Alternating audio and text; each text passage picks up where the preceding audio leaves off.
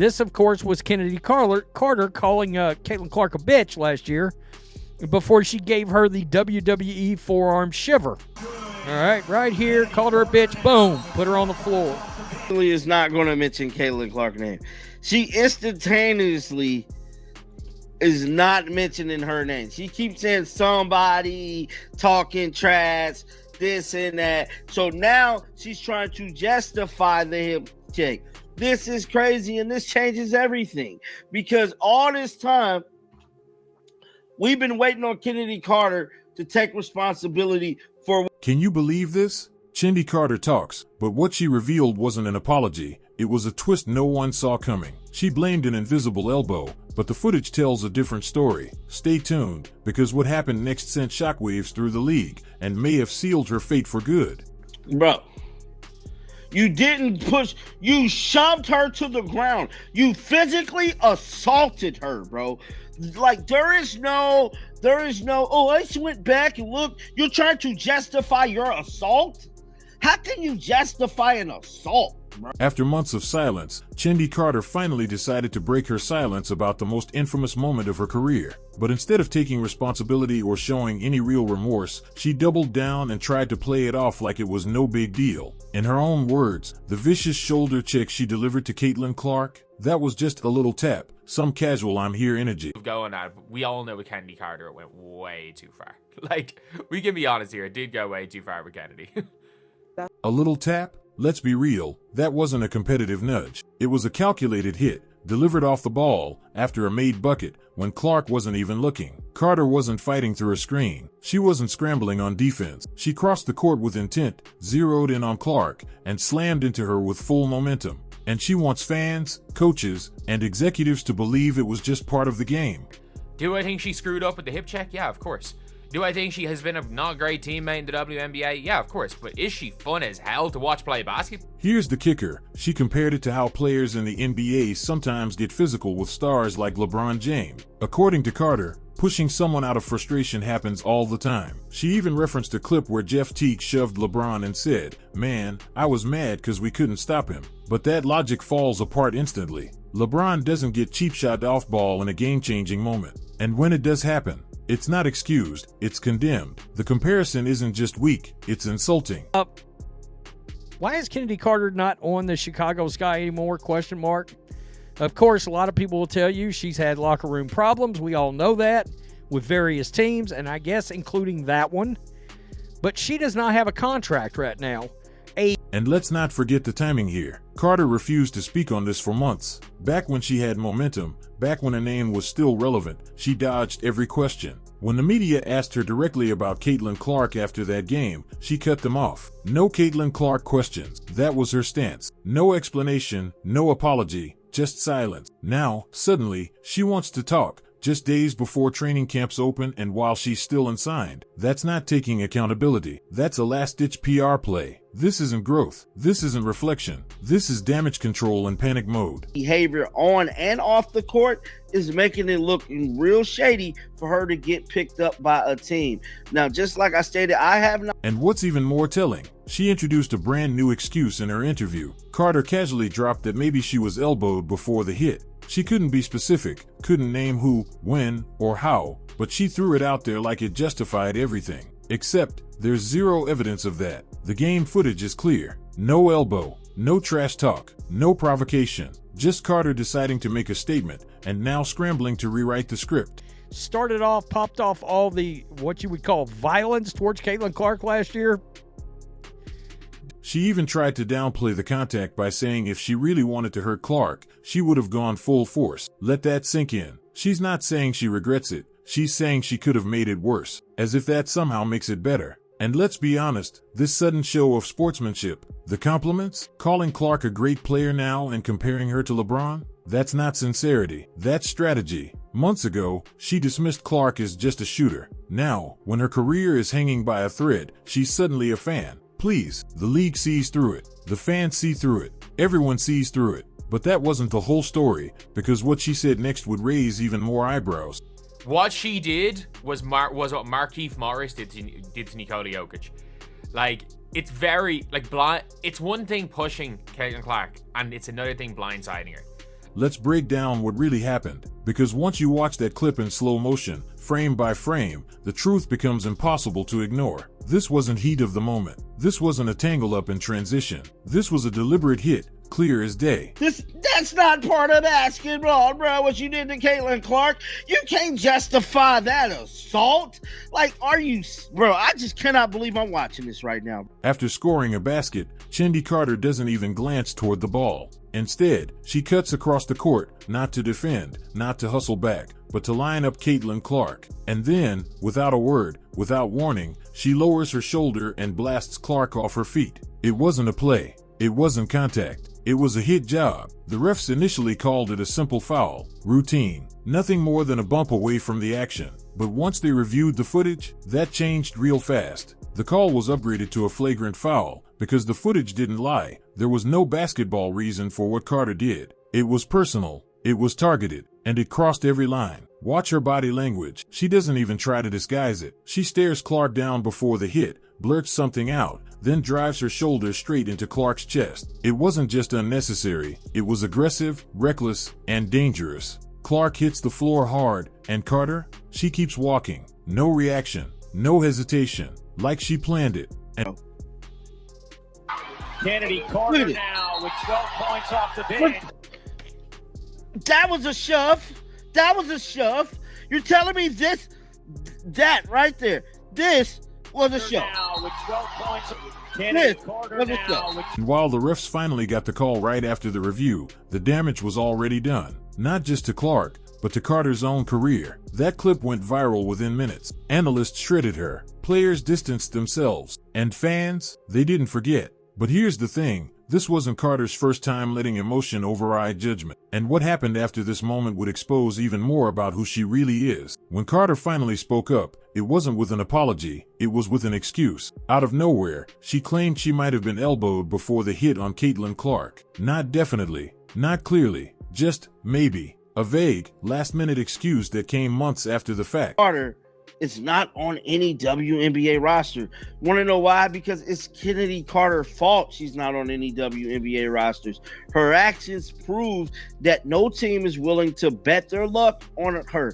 Now, granted, But here's the problem, there's no proof. None. Every angle of the game has been replayed, broken down, zoomed in on. And guess what? Not a single frame shows Carter getting elbowed. There was no trash talk, no cheap shot, nothing that could even come close to justifying what she did. She made it up. Plain and simple. Analysts weren't buying it. Fans didn't either. The moment she said it, social media lit up, calling it what it clearly was, a desperate attempt to spin the story before training camps began. This wasn't about clarity. It was about saving face. And the timing? Couldn't be more obvious, because if that hit was really no big deal, why wait almost a year to bring up this phantom elbow? Why not mention it right after the game, when everyone was asking about the incident? Why stay silent, only to suddenly discover a brand new detail days before teams finalized their rosters? It felt fake. It was fake.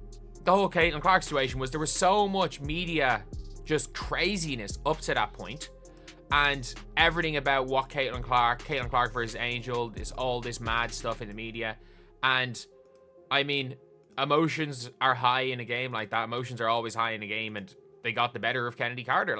And the worst part? Carter tried to act like she was the one being targeted, like the media twisted her words and the fans overreacted. But the tape doesn't lie. The story doesn't change. And now, she's not just facing backlash for the hit, she's getting dragged for the cover-up. But that wasn't even the most revealing part. What she said next would completely flip the script. Chennedy Carter can score. That's never been the issue. In fact, she averaged 17.5 points per game, numbers that most players would kill for. But with training camps just days away, there's one problem no stat line can fix. She's still unsigned. Let that sink in. In a league where offense is gold, one of the top scorers can't get a single team to call. Not even a workout. Not even a whisper of interest. And it's not because she lost her game, it's because she lost the trust. Analysts aren't pulling punches. They say it straight. Carter has become a risk no one wants to take. Teams aren't worried about her jump shot. They're worried about her locker room presence, her outbursts, and the growing list of red flags. From her suspension in Atlanta to recent altercations and public deflections, the pattern is clear,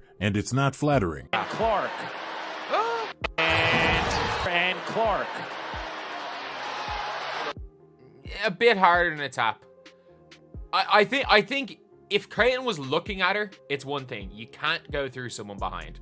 But still, like everyone knows that. But I actually don't disagree with what she said before, that it was just, a competitive basketball thing. And I definitely... What makes this worse is how public it's all become. This isn't just front office chatter. Executives have openly said they wouldn't touch her with a 10-foot pole. The word toxic gets tossed around a lot in sports, but when it sticks hard. And for Carter, that label is becoming her identity. Chicago, her former team, didn't even bother offering her a qualifying contract. They let their leading scorer walk away for nothing. No trade, no compensation, just silence. That doesn't happen in pro sports unless there's something seriously wrong behind the scenes. And still, Carter hasn't figured it out. She's blaming the media, spinning excuses, and trying to act like this is all just a misunderstanding. But if she were truly misunderstood, at least one of the league's 12 teams would take a chance. Instead, crickets. But that silence says everything,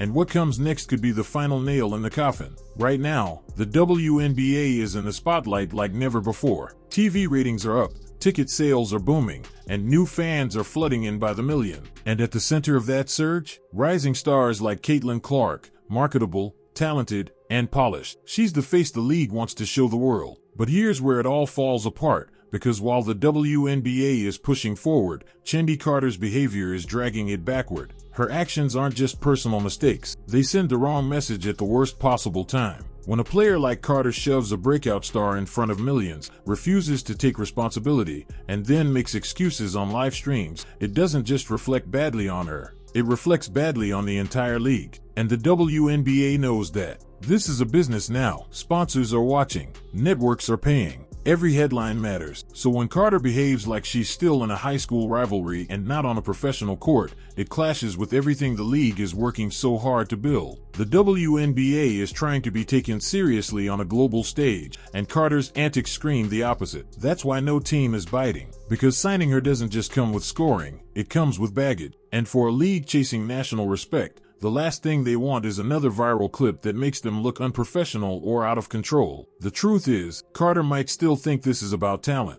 but it's not. This is about image, trust, optics. And when you're standing in the way of the league's future, you're not just benched, you're erased. But believe it or not, what happened next would make things even worse for Carter and for the league trying to clean up her mess. Suddenly, Chennedy Carter is singing a whole new tune. The same player who once shrugged off Caitlin Clark as nothing more than a shooter is now calling her a great player. Not just great, she's even comparing Clark to LeBron James. Come on, that's not praise, that's panic. After months of silence, excuses, and shifting blame, Carter's tone flipped like a switch. And fans noticed. This wasn't a heartfelt compliment, it was a carefully placed line designed to clean up the mess. But the problem? It sounds fake, forced, hollow. Nobody forgot how she acted during the game. Nobody forgot the blindside shoulder check, the post-game silence, or the refusal to even say Clark's name when asked. This sudden respect feels less like growth and more like strategy, a calculated move to look professional just long enough to land a contract. But it's backfiring, because if the praise was real, it wouldn't have taken almost a year. It wouldn't have come right before training camp.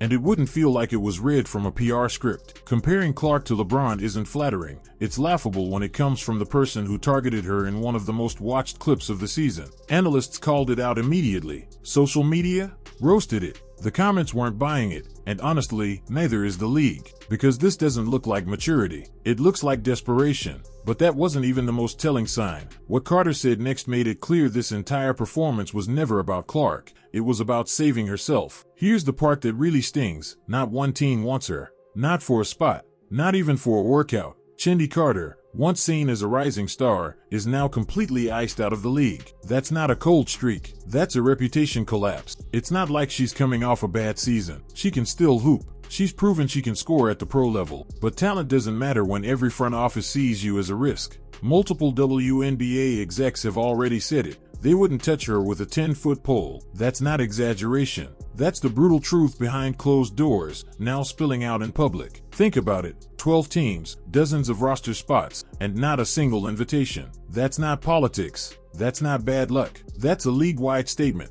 She's not worth it. Why? Because when you bring Carter onto your team, you're not just getting a player. You're getting the drama, the distractions, the locker room tension. And for a league on the rise, with corporate sponsors and national attention growing by the day, no one's risking their momentum on a walking headline. And it's not just one incident they're worried about, it's the history, the pattern, the way she handled it all. If she had owned her mistakes early, maybe this would have gone differently. But instead, she doubled down, pointed fingers, and tried to spin the narrative when it was already too late. And now, the silence around her name is louder than any PR apology she could post. But the story wasn't finished yet, because what insiders revealed next made her situation look even worse. Scoring 17.5 points per game in the WNBA is no joke. That kind of offensive firepower should have teams lining up with offers. But for Chennedy Carter, it's done the opposite, because in this league, talent alone doesn't save you anymore. Yes, she can hoop. She's a walking bucket. But the game isn't just about buckets. It's about trust, image, and accountability. And that's where Carter keeps falling short. Coaches aren't just signing skill sets, they're building locker rooms, shaping culture,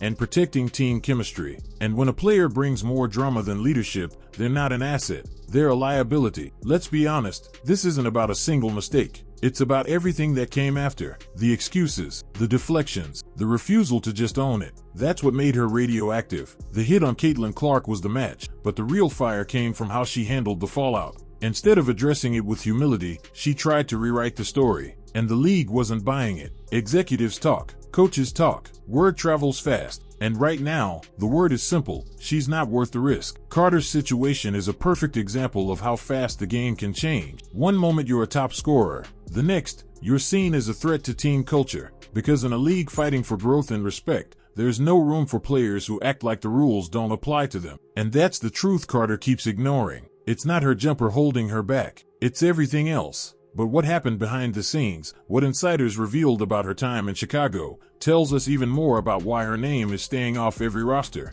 Chennedy Carter's story isn't just a personal fall, it's a warning shot to every player in the WNBA. No matter how good you are, no matter how many points you put up, it's not enough if no one wants you around. She had the skill, she had the numbers, but what she lacked, character, accountability, and team chemistry, was what ultimately pushed her out. And now, as the league grows faster than ever before, Carter stands as the example of what happens when talent isn't backed by maturity. Because this version of the WNBA isn't playing around. It's building something bigger than basketball. It's about image, leadership, and trust. And Carter violated all three. When she blindsided the league's biggest rising star, then refused to take real responsibility, she didn't just hurt her own chances, she embarrassed the league. And in today's climate, that's a deal breaker. Her downfall wasn't sudden, it was slow. It started in Atlanta, followed her to LA, then Chicago, and finally landed her in a place no pro wants to be, completely ignored. No camp invites, no contracts, no noise. She went from one of the most explosive scorers to one of the most avoided names in the sport. Why? Because teams would rather build around players who bring peace, not problem. And in the WNBA today, reliability beats raw talent every single time. Carter became the cautionary tale for the next generation of stars. You can be electric on the court, but if you can't be trusted off it, you're not worth the highlight reel. And with that said, thanks for watching, and until next time.